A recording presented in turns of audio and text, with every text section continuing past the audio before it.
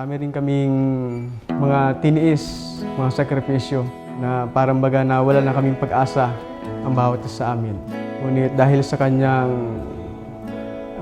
katapatan ng pagmamahal niya, pag-ibig niya sa akin, at hanggang ngayon ay ito ay kanya laging ipinapakita.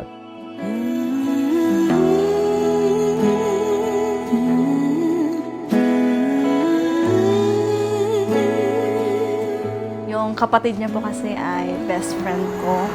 At dahil sa kapatid niya na nagkakilala po kami ni Brother Arnel po. Ganun po kung paano kami naging kami dahil sa kanyang kapatid na best friend ko pa. Ay, ganda-ganda naman ito.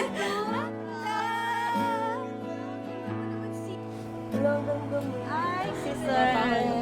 Maging sa katangian niya, sa kanyang ugali,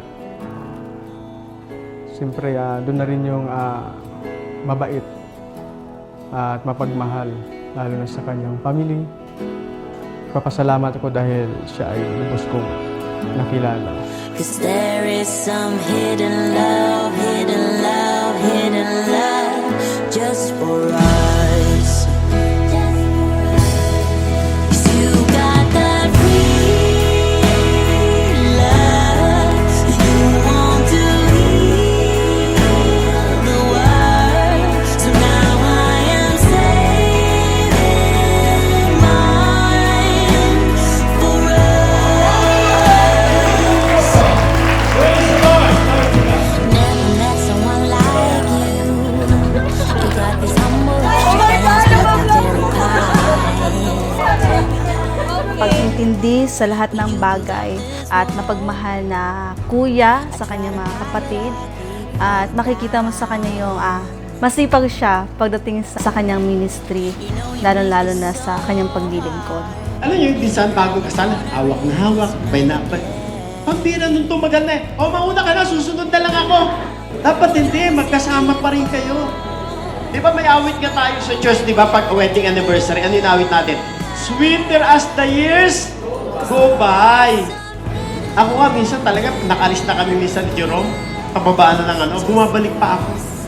Bakit nag-goodbye kiss ako? Hindi pwedeng wala yun. You got that free love. You want to heal the world. So now I am saving mine for us. You got that free love. You want to heal the world.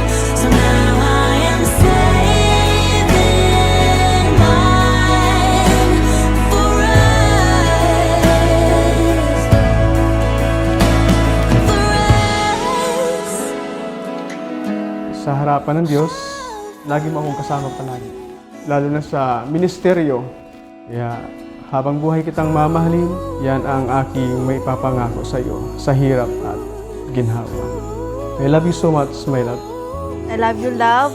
At sama-sama natin na mahalin, pahalagahan ang ating ministeryo sa pamamagitan ng ating pag-ibig. Kaya thank you so much and I love you.